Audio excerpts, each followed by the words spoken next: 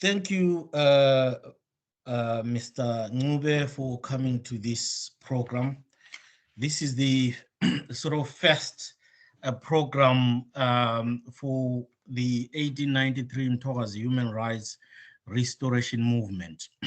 So with the media wing of it, which is called Ingqungulu Yesizwe production, and the interview program being called Umdumo interview.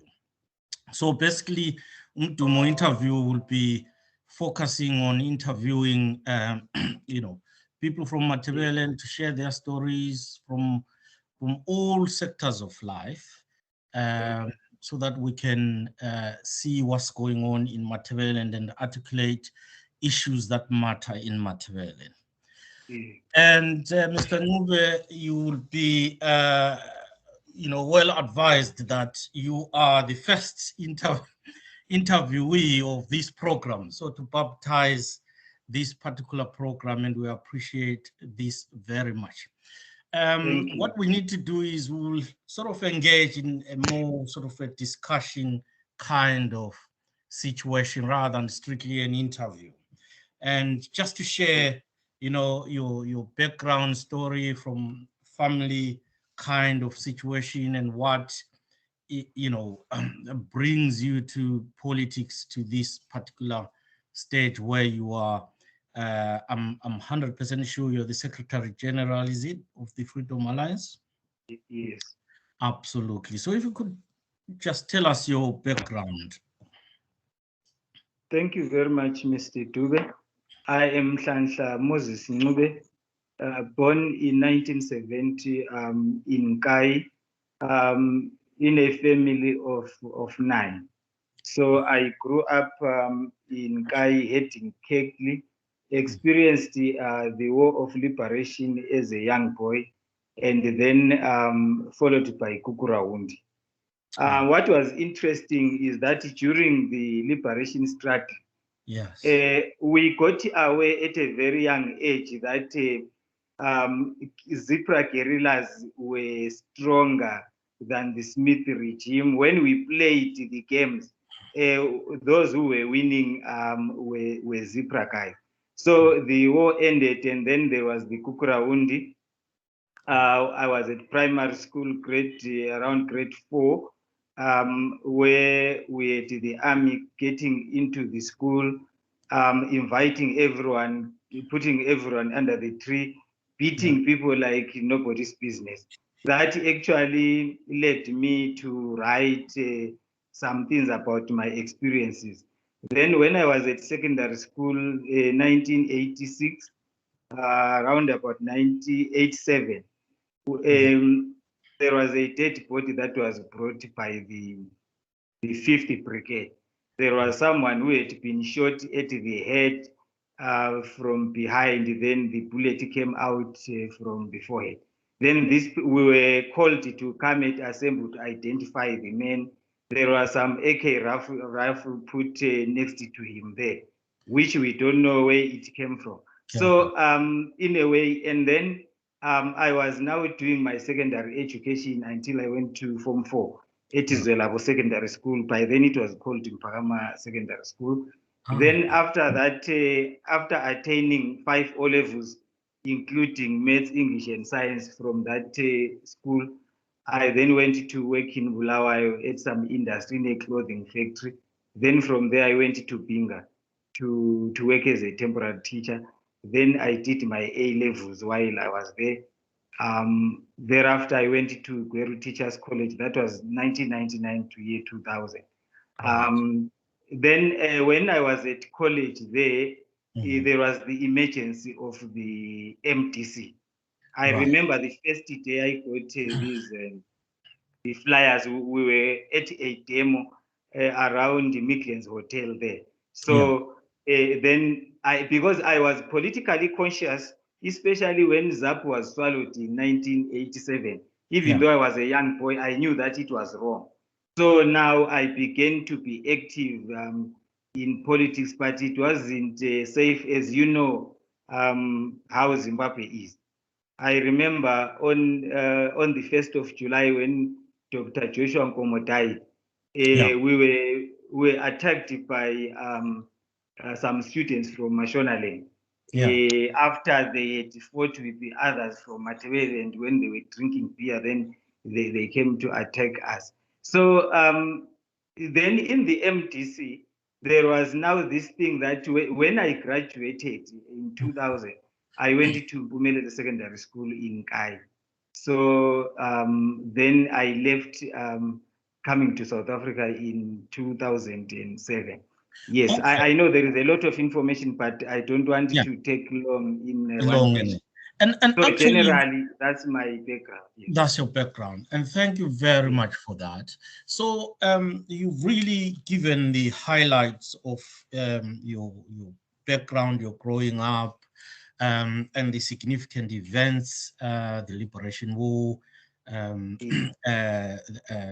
independence, then the Gukurahundi, and then your educational side of things, and then eventually you get drawn into politics, into MDC politics. If if we consider that history from a background, Zipra liberation, then the Gukurahundi genocide, what are the key bits are there any aspects that drove you into politics? The aspects that drove me into politics was the suffering. After graduating in 2001, I joined the Ministry of Education in Kai. These quality conditions that we lived under. There was also this thing of the youth that were terrorizing us there. And remember, as civil servants, we were people that were not supposed to participate in politics. So I would get earphones and listen to Studio 7 on my small radio so that no one. The life of the teacher actually made me realize that no matter one would say he is not into politics, but directly politics was influencing me. I was someone who was a professional who is not allowed to do anything. But if I may go back a little bit, during in 1999, after the end of 2000, when I was in town, I was staying in Countrypark. So we would move around there, even selling the cards, because we were student teachers by then. We would sell the MDC cards, mobilize there. But we were people that would not be in the front of it, but we were actually supporting from the periphery. I remember even when I was a teacher, there was a counselor who was an MDC counselor. Yeah. So I was interacting with him, finding out what they talk about. Even in the, I couldn't attend the meeting, but I would keep myself abreast. So my situation, seeing that my children do not have a future, is what actually drove me into politics. And when I left Zimbabwe and got into South Africa, I got more and more involved in the MDC politics until I resigned. I resigned when it was now the MDC Alliance, joining the Matebeleland initiative of the Freedom Alliance. Yes. Thank you very much for that. And you've articulated quite well the reasons that motivated you to get into politics. What would you say were the particular interests from Matebeleland that you were pushing in MDC? In MDC, it was tricky. You had to think of getting an MP that is from Matebeleland. Generally, the structure was that you have got someone from Matebeleland being a deputy in whatever position, which meant that the Matebelelander was sort of a second-class citizen that was certified to be there. It was as if it's a legal issue, it's a legislative issue, it's a, whether it's a professional issue, it's a political issue, that the Matebeleland should be having some superior who is sort of being there above him. If he was to be lucky to get a substantive position, then he would get a Mashonaland who would be like, is checking on him so that he can report on what is happening there. But what was interesting is that the Matebeleland collective was aware that we are fighting sort of a Matebeleland issue, but not being brave enough to say it. Right. It would remain like that. Then the problem grew when it was now the MDC alliance. I remember when we had elections, it was this Congress for 2019. We had, when people were being chosen at district level, I was actually elected as a deputy organ. Then we went to the Free State, Bloemfontein for the Congress. That's where I decided to quit. Because when we got there, we had created that this one is going to take this position, this one is going to take this position. Then everyone from Matebeleland didn't get any position that they had gone for. We had agreed with those guys, yet those guys agreed to say, I remember one guy in the toilet saying, Mandebele teacher mama miss or something like that. Then I realized that what we were in was not working, especially for Matebeleland. I remember one of us who was campaigning for a certain position. He literally cried. A guy from Plumtree. You know, I saw him crying. You see, an old man, when tears are coming, he looks up so that the tears do not drip. After seeing what was happening, we were 4 drivers. So we took one car, so we're exchanging. The whole night we're traveling back.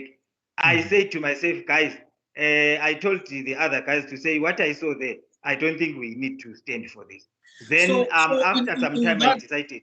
So, okay, so in that aspect, yes, are you suggesting that you discovered that what was termed the opposition was operating in a similar fashion like ZANU-PF, and therefore you found it very difficult to advance the interests of Matebeleland in that particular issue? Thank you very much. That exactly is what was happening, because as I'm saying, if someone is to have a position, they must be deputy. Remember, Gibson Sibanda was deputy to Tsvangirai. So this thing was continuing.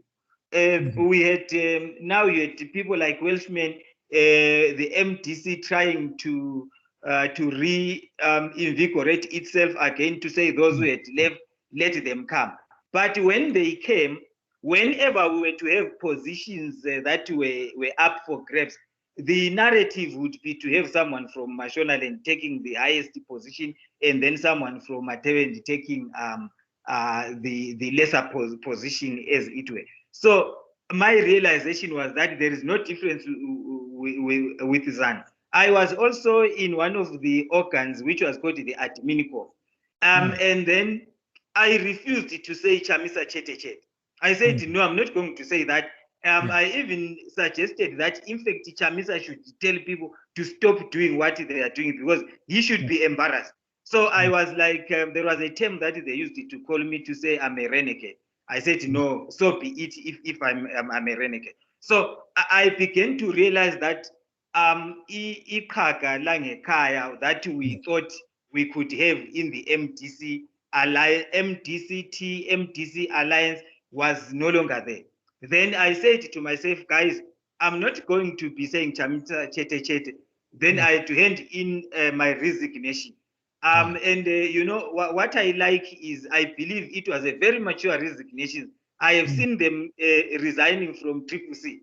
You know, it's very ridiculous the way they resign. In as much as I'm talking to you about this, but when I resigned, I made it so that the organization remains being creative. And even my colleagues that I left there, so that they were also respectable people. So that's how I did it. I just stated my reasons in a professional manner. Yes, thanks. In a professional manner. So from what you are saying, and knowing how ZANU-PF has operated, and operated from a position of ethnic superiority, and pushing or making other people sort of second-class citizens, And it seems like you are saying that you bear witness to this happening in the opposition politics, from MDC politics to Triple C politics, wherein people from Matebeleland are meant to be second-class citizens and therefore second deputies, deputy to this, deputy to that. Now, moving on to that sort of politics, do you think that this now has even moved further to the point that people are now meant to be led in their local communities rather than them leading themselves? What is your situation about that? Yes, exactly. It has moved to that end. If you remember, I don't remember the date when Chibaya even told them that the Matebeleland vote doesn't matter. He has told them that. Exactly the way Ncube has been doing things. If I may take you back a little bit, there was a time when Chamisa said he wanted to go and meet Ncube to learn. I was there in the leadership. I actually wrote something on WhatsApp to say we don't expect anyone who goes to learn from Ncube, because Ncube is known as a Kukuraundist. You can't be in the opposition and you are saying you are going to meet him. So the unfortunate thing, Mr. Dube, is that Ncube used this trickery and got into power, got away with it until he grew. Leaders in the opposition are now trying to copy him. They are now trying to copy him by pacifying the Mashonaland voter, so that the Mashonaland voter will be aware that, the Ndebele person is not going to be in control. We are going to suppress them. We will just get a few from Matebeleland who are bootlickers. Then those bootlickers are the ones that are going to propel us further. Some of us began to ask, to say, what policy are we actually leaning on anything?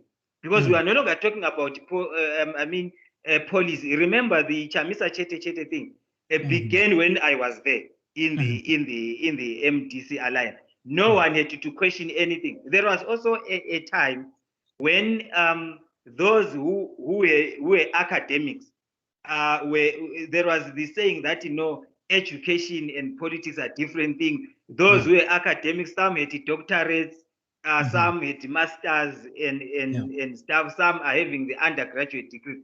You were sort of having to be below Chamisa. If Chamisa becomes advocate wherever he was, the rest of you should be somewhere below. If you can see how others were being sidelined, those ones who are professors, doctors, and even those at his level, they to be suppressed. That is the way Ncube would do things. You see, if Ncube chose Mzenda to be his deputy, he knew that Mzenda didn't have the oratory skills that he had. The same thing is happening now. Chamisa in Matebeleland, if there are two people, he will choose the weakest one, who will be under him, who is sort of trying to come in there just to ask for favors for them to be in a position that is there. So I agree with you to say it's now worse than one would have imagined. I never thought that I would be talking about the opposition in this way. We used to ignore some of these things, but ignoring them have made them to get wider and wider, like nobody's business. Like nobody's business. And it seems to me that the whole agenda around issues that concern Matebeleland, be it people who are in ZANU-PF or be it people who are in the opposition, they seem to have this common agenda of saying that if you are a person from Matebeleland, it's as if you are the enemy of the state. You got to be dominated. You've got to, play second fiddle. But then the most fascinating thing, if you could briefly explain to me, why do you think our people still flock to support opposition parties which do not embrace their self-interest, which do not embrace their being, their culture, their language, that seek to almost like obliterate their existence? Why do people still go there? What is the main problem in Matebeleland? Yes, our problem is that we are victims of propaganda. You see, propaganda has been directed at Matebeleland for over 40 years. Mashonaland has joined a little bit lately. But in Matebeleland, when I was around 10 years in 1980, propaganda, imagine right now, at my age, if I'm at 50, it means that 40 years and more, I have been exposed to that. It is not easy to live that. And there is now this concept of some people thinking that, let me run with those guys so that I can be put in a position. Right. Then I also take the propaganda as raw as it is, pass it on to my people wherever I come from. I'm coming from 24 in Kai. I will take the ZANU-PF propaganda that Chamisa has taken, is using, so that I also take it to Nkai. And there is also this thing to say people have got numbers. I will tell you that the tribalism that we see in Matebeleland is not only perpetuated by Mashonaland. We have got people in Matebeleland who are even telling our children that, no, we are few. If we are few, it means that we don't have a democratic right. Let those ones decide because they are men. It doesn't work. And also, remember that the parents of the guys from Mashonaland who are in the opposition, their parents are ZANU, their parents are parents Shiri, and others, Josiah Tungamirai. Those are their parents. And right now, what they are doing, they know how the sweetness of resources that come from politics. I never had my father being an MP or a minister, but someone in the opposition today, they had that. They know the money that is in there.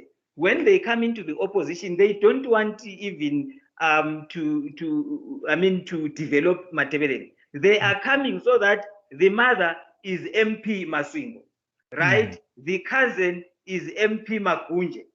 The Sibari is an MP in Mtorashan, for example. Then they send this one, the son, is a MP in Bulawayo, for example.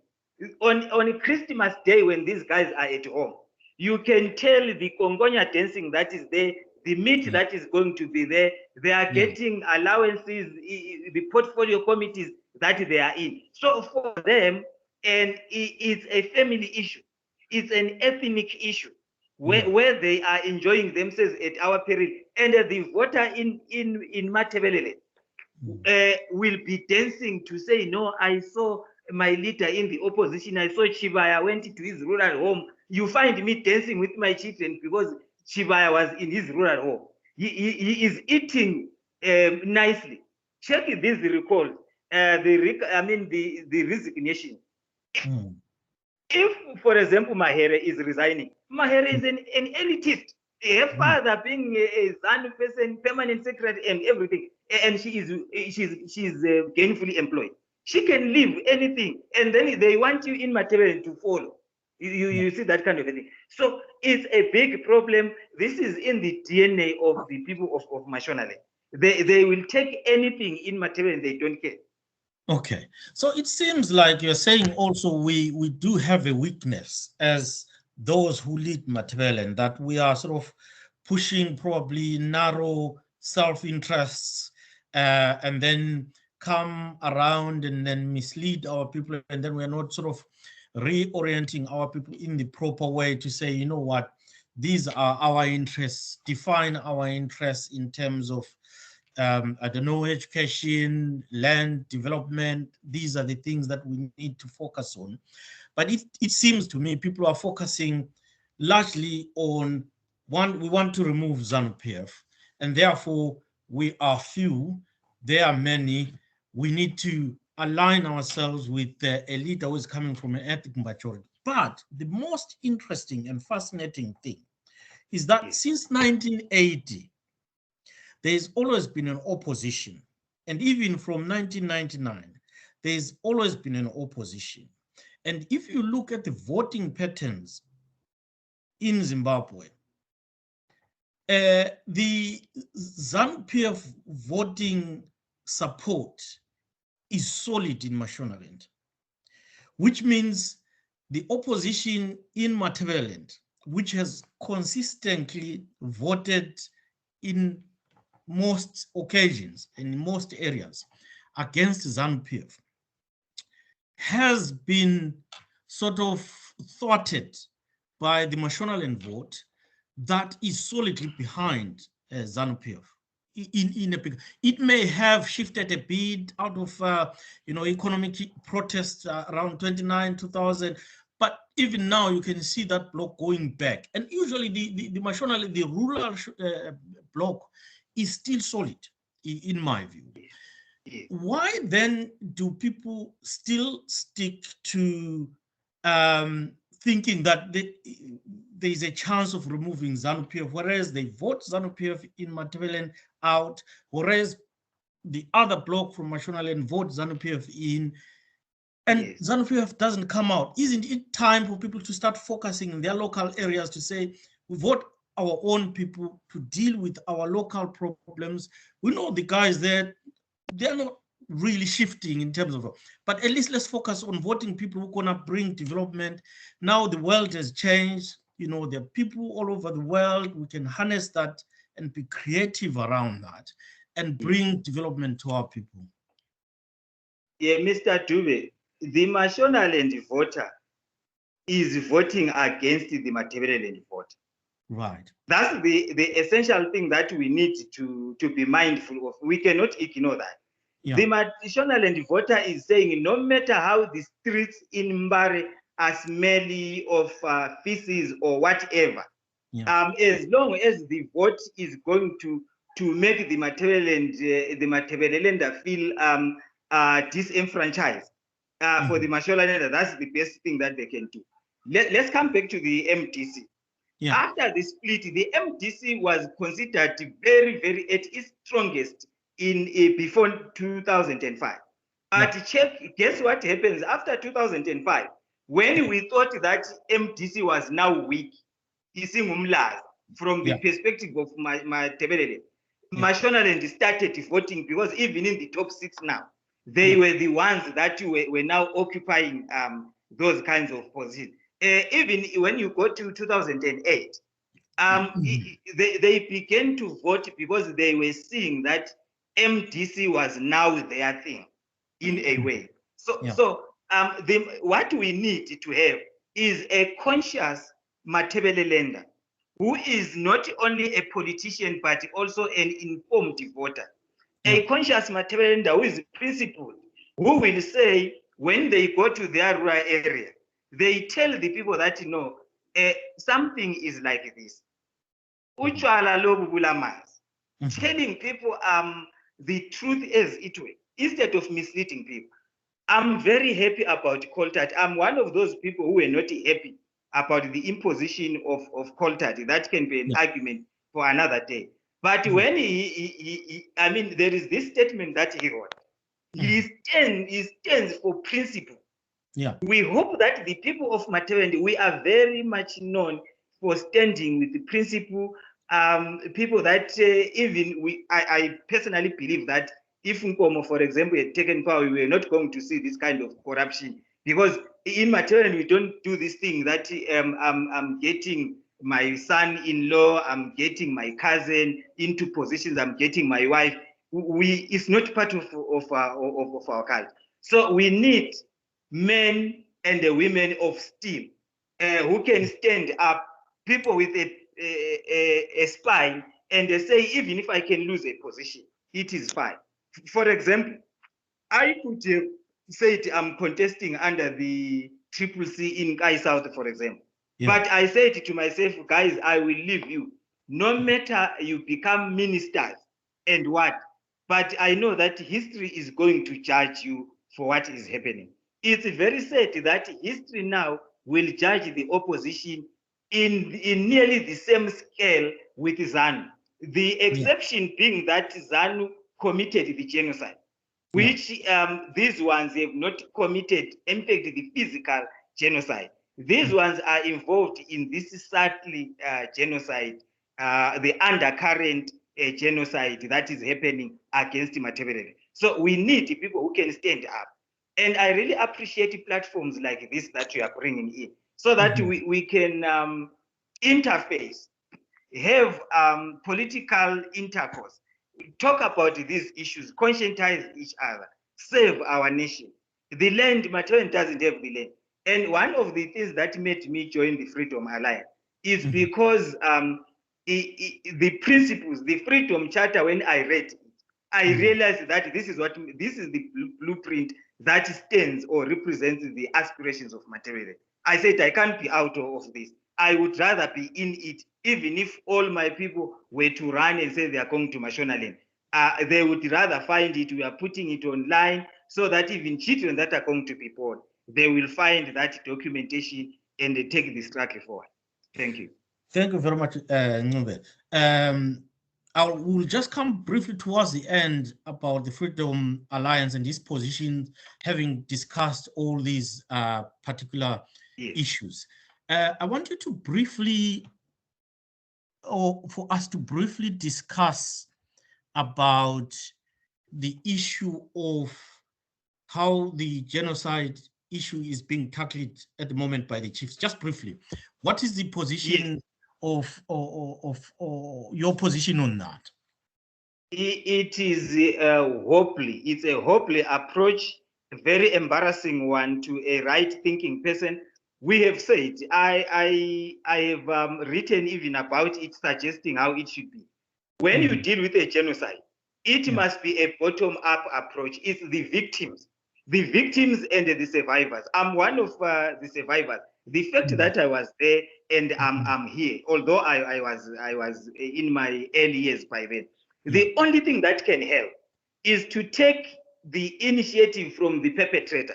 You get the victims taking it on. That's the perfect way. Nothing else. The perpetrator can masquerade, grandstand, dance his congonia, sing whatever he wants to sing. It's not going to work. Even the chiefs are being abused. They are victims. And you want them to act like they are officials that are representing the perpetrator. It doesn't work. We need to have even the perpetrator being called to account to say, why did you do this? Why did you have young children like me? You are bringing dead bodies of people there. We were singing on weekends. We would walk 15 kilometers from Zelabo to Foot to sing for those guys. And we would see girls, our sisters, being taken there. We don't know what was happening to them. They never talked about it to this day. So I'm saying in brief, let the victims and the survivors be the ones who are leading this program, not the perpetrator. Yes. What would be the best body to lead this program? What do you think? I think what needs to happen is to get a purely independent body that may have international footprints, infusing it with people that are victims also. You have got a lot of people who are leading organizations, civic organizations, who are direct victims. You have those people, the people who understand, so that even it will end the credibility of even the survivors. Intimidation is going to be reduced for the victims.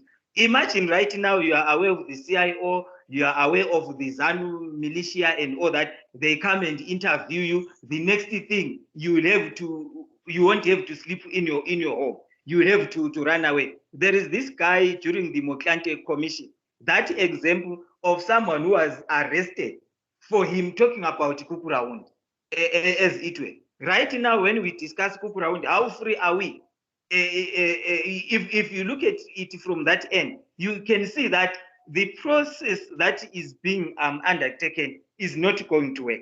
We need to, we are in this century. We are no longer in the 15th century now. He knows what to do. If 7 people that were killed in Harare, they had to create a commission that had internationally acclaimed commissioners being there. How about Kukuraund? This is beginning the genocide as it was. And there is also, can I also talk about the diction that is being used, disturbances, You know, what's that? Disturbances, my foot. How can you talk of moment of madness, disturbances, when you're talking of a genocide? Doesn't make sense. It's quite very interesting. Yes, the wording and the naming is minimizing the situation. But quickly again, I observed from the meeting that had the chiefs and stuff like that, and just the background of it. And you know, we had the military guys standing up at the background. It seemed so weird and so threatening, and so yeah, so very threatening that you've got these military guys standing up there with the president and everything, and then you've got these chiefs there, and you're thinking, and they're dealing with this situation, and the soldiers are symbols of the genocide in Matebeleland. And you've got this background there of military guys up there, and you've got the president with these particular chiefs in there. And we're thinking, for God's sake, this is very difficult. There's no way, there's nothing that's going to come out of this anywhere. Because what that does, it projects power, military power. It also projects the civic power. Of course, someone is a president. And also what is always very interesting is that the person who leads in terms of the chiefs is not from Matebeleland, is not a chief from Matebeleland. So from right across the whole thing anyway, it's just rigged with everything that's not right. And probably you're right that, you know, probably an independent sort of body that can deal with that would be the most appropriate thing. But we will catch up with this we'll have a series of interviews so that we get deeper into these issues. But just now in brief, in about sort of 5 minutes or so, we've looked at the issues around MDC politics, opposition politics, CCC. We've looked at briefly the issue of Gugrawundi and stuff like that, and the interests vis-a-vis the interests of Matebeleland and what's happening there. Of these particular issues that we've looked at, what then is the position of the Freedom Alliance, for example, on the politics in Matebeleland, and its position on the Gugrawundi issue, just in summary? Yes, our position is that Matebeleland belongs to the people of Matebeleland. We believe in a local representation. For example, in the Freedom Alliance, I'm from Ward 24 in Kai. We have our national leader, Dr. Samgele Hatebe, being from Zingwane. We don't expect him to come and want to be a councillor in Ward 24, or even to bring other people there. So we are saying, let locals lead. We let locals be the ones who determine their destiny as it were. I have missed the other part of your question. You said our position on which one? The position on this genocide issue, the way the government is approaching it and addressing it, and the issue of chiefs and whether they are actually free or not, you know. Yes, our position on the genocide is that even we as the Freedom Alliance, we do not dwell much on it. Our position is that this should not be an issue for politicians. It is an issue that should be resolved by organizations like Ipechuluka Zulu, our civic society organizations, our faith-based organizations, as it were, being involved there. Because once you involve politicians have got self-interest.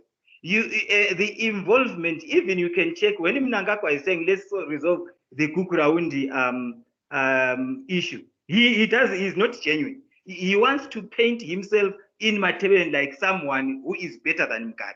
Yet you can see that he is not, as it were. So it's just a half-baked approach, half-hearted approach, which is meant to sprout ZANU in some way, which we think it doesn't work. And we also view, you will realize that our people will vote for a certain opposition political party. which doesn't care about this genocide. They will not say anything. But when it's election time, that's when someone runs around speaking in some sort of broken Isindebele, and you see old men clapping hands that, you know, he's trying to speak in Sindebele as it were.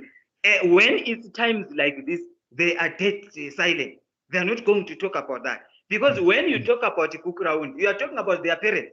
It's their mothers who are earning money, being employed by government to come to Matebeleland, and earn money. They were earning a salary. Some people went to school because their fathers were busy shooting people in Matebeleland, burying people in mass graves in Matebeleland. So when you expect them to be genuine about this, it's a set job. So what I would say is that in Matebeleland, we need to unite.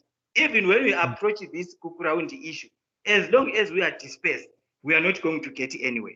We need to sit down, come together, and be genuine about the politics that is in Zimbabwe, whether it is ZANU or it is CCC, whatever is going to be formed. Now they talk of the DAS and stuff. Where is the Matebeleland placed there? He's in the peripheries. What's the difference between ZANU and them? No difference. Yes, it will. Thank you, Ncube. And final, just in brief, in a minute's sort of way. Yes. What should the people of Matebeleland say to the chiefs? What action do people of Matebeleland need to do to engage the chiefs in this issue? Because there is a feeling that it may not be going. It's not a bottom-up thing. It's a top-down. Yes. What do you think they should do? Yes. I think it is very difficult. Our culture doesn't allow you to tell the chief what to do. That is one thing. That factor should have been, you cannot tell the chief. And also, our chiefs, not that they are very much compromised deliberately, but you talk of the symbolism of the soldier in Matebeleland, or to the chief in Matebeleland. The soldier is a genocider, as it were. Is the person who committed the genocide. When he is standing behind you, there is nothing that you can say. The chief is trembling in fear. The chief subject is even lying down. He can't afford even to stay. The soldier is there. Remember, there is also the CIO. If they see someone whom they don't know who is dressed even in civilian clothes, that is an intimidation. There is a ZANU-PF member who is there, who is a victim now, who is defending the perpetrator. He will come and stand there. And some of them will be going around saying, if you say the wrong thing, you will see. You see that kind of thing. People are intimidated. People need to tell the chiefs to say, no, I'm afraid. I think that's what they need to say. And I don't know who will be collecting the data, because journalists looks like they are not welcome in there. People should be saying, no, we are afraid. We cannot talk. We know that you will come and attack us. Yes, it will. So I think that's what people need to tell the chief, because you can't tell the chief to do the right thing because he can't do it. Because he is a victim. He is being placed under a microscope. We know what happens to a chief who stands up. Look at what has happened to Chief Ndiweni. There are some chiefs in Matebeleland who supported that because of the fear, and also because of the freebies that they will get from ZANU, or those resources are taken from government, because ZANU doesn't have any resource as it were. It's just corruption giving it to. So it's difficult to tell our chief what to do. And you have got a chief from Mashonale, the chief who benefited a lot during the genocide. Some of his subjects were the ones who were killing people in Matebeleland. And then you bring him to be the one who is resolving the issue. It's a set job. It's internationally embarrassing, as it were. Yeah. So basically, it's a very difficult thing. So no. I just briefly, I just noticed that, you know, there is this also. There are some civic organizations, sort of, or even political parties, making calls for inclusion in this program, which seems not to be a really sort of program that may serve the best interest of the victims. But that as it may, that's how things are at the moment. But just in a minute's time, could you wind up and say what you want to say as a message that you want to send out to people there. We'll obviously engage in a series of interviews. We've got a lot that we've got to cover. But what would you like to say to the people of Matebeleland at the moment? What I would like to say to the people of Matebeleland is that let us stand up. Let us be united so that the right thing happens. Let ZAPU, I agree with the leader of ZAPU, let ZAPU be involved there. Let all, even political parties be involved. They are stakeholders. Listen to what they are saying. Listen to organizations that gathered information, like the organization under the Catholic Church. They did a very good thing. Listen to those people. Get everyone. Where are the zebra cutters? To say that they are ZANU, they will be too gullible if they will think that they are ZANU. Where are the ZAPU properties? Because those properties were taken under Kukurawundi, which also became economic Kukurawundi in Matebeleland as it were. So what I would say is, whether you are not in ZAPU, you are not in Freedom Alliance, let's identify ourselves as victims, and then we chart the way forward. That's what I would say in a nutshell. Mr. Ncube, it's been a very fascinating and an interesting discussion we've had. Thank you very much for coming to bless Umdumo interview, which is part of Ingqungulu Yesizwe production, and which is an extension of the 1893 Mthokazi Human Rights Restoration Movement, a movement that was started on the 13th of November 2016 with the sole aim of championing the human rights for the people of Matebeleland. Thank you very much, and we will get you again to pursue other major topics that we think are of greater importance to Matebeleland. Thank you so much. Thank you very much. We would welcome that a lot will avail ourselves wherever possible. Thank you, Mr. Dube. We appreciate and also your initiative. Thank you very much. Thanks a lot. Thanks. All right. Okay.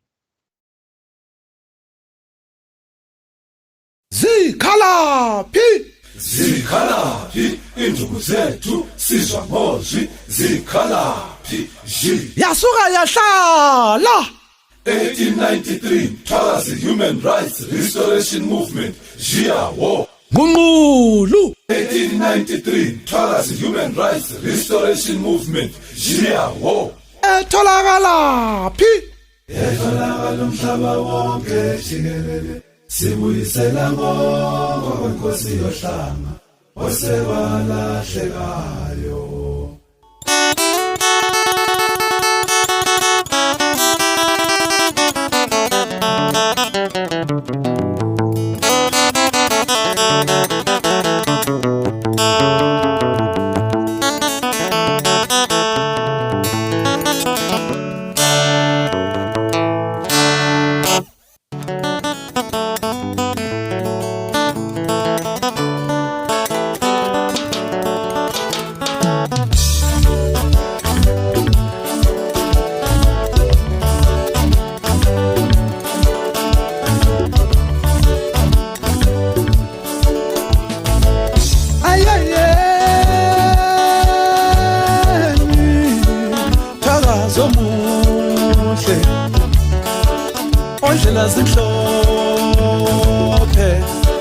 Yasuka yahlala amalungelo buso, amalungelo mhlaba, amalungelo mnotho, amalungelo amanzi, amalungelo emfundo, amalungelo esiko, amalungelo engqoqo, amalungelo empilo.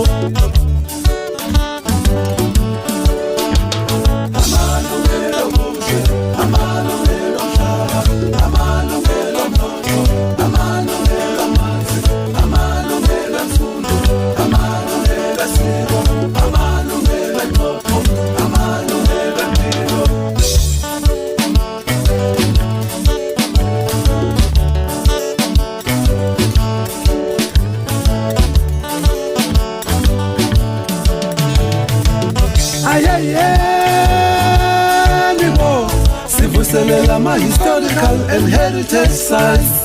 ukuphila nokuziqhatsha ubuntu bethu, ukuphila nokuziqhatsha ubuntu bethu. Amalungelo obuzwe, amalungelo omhlaba, amalungelo omnotho, amalungelo amanzi, amalungelo emfundo, amalungelo esiko, amalungelo engqoqo, amalungelo empilo.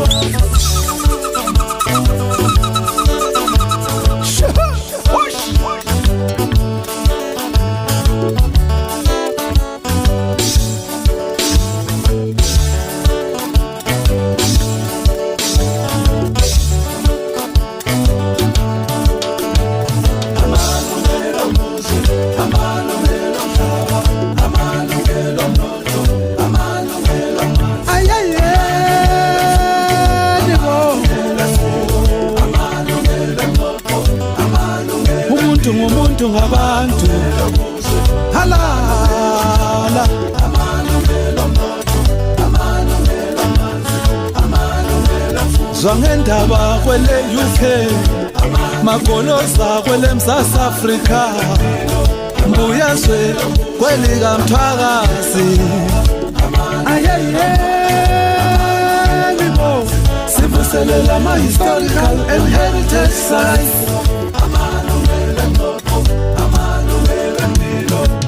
Inqaba Nqobo education program, Inqaba Nqobo education program. Shia ho ho.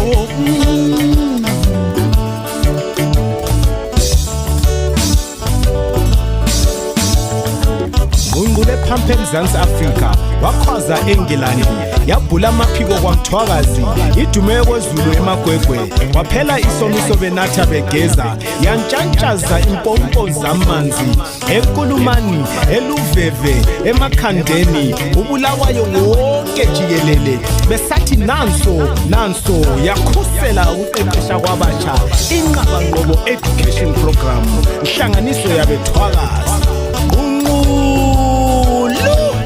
Amalungelo obuzwe, amalungelo omhlaba, amalungelo omnotho, amalungelo amanzi, amalungelo emfundo, amalungelo esiko, amalungelo engqoqo, amalungelo empilo, amalungelo obuzwe, amalungelo omhlaba, amalungelo omnotho.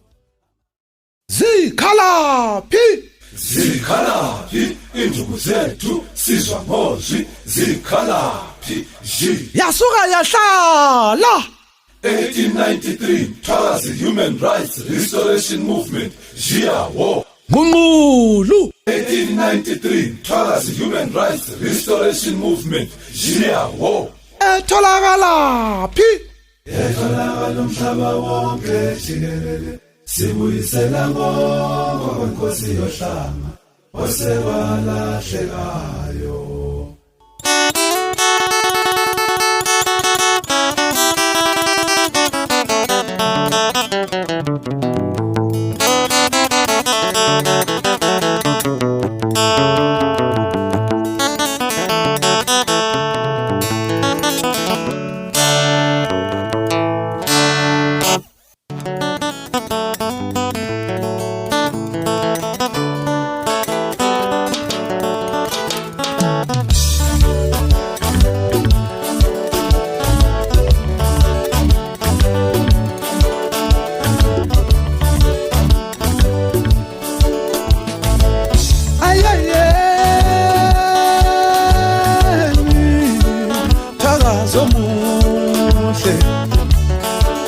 Ondlela zimhlophe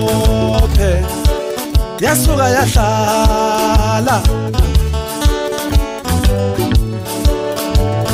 amalungelo obuzwe, amalungelo omhlaba, amalungelo omnotho, amalungelo amanzi, amalungelo emfundo, amalungelo esiko, amalungelo engqoqo, amalungelo empilo.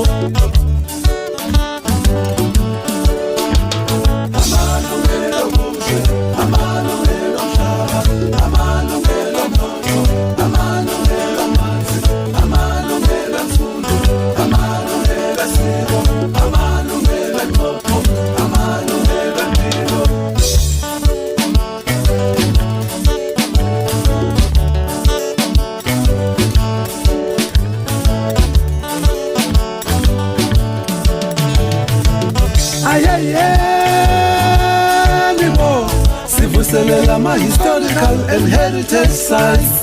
Ukuphila nokuziqhatsha ngobuntu bethu, ukuphila nokuziqhatsha ngobuntu bethu.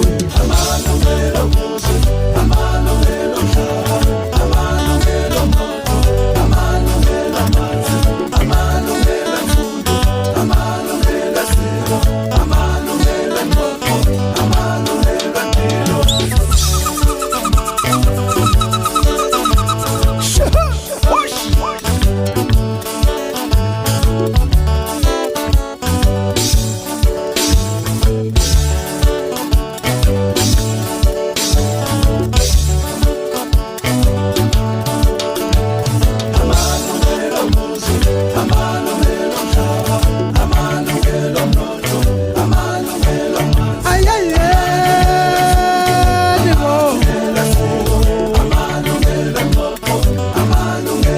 Umuntu ngabantu halala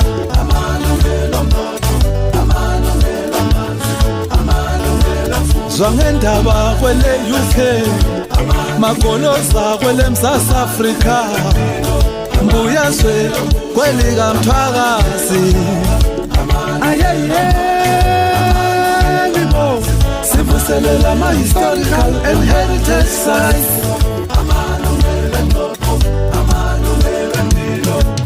Inqaba Nqobo education program, Inqaba Nqobo education program. Shia ho ho.